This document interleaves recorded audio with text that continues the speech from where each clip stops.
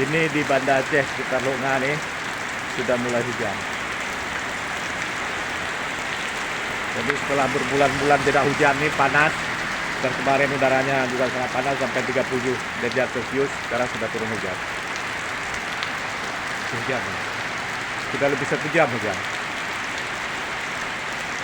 Tadi ya rintik-rintik, ini sudah hujannya sudah deras sekali, sudah deras. Tanah pun sudah mulai basah. Jadi suhu panas Banda Aceh sudah mencapai 37 sampai 38 derajat Celcius kemarin. Hari ini alhamdulillah telah hujan. Allah telah turunkan rahmatnya.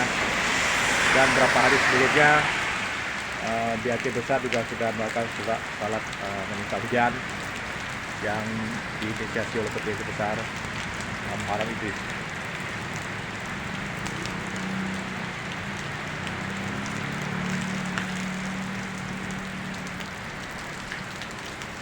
Awan pun sudah ada.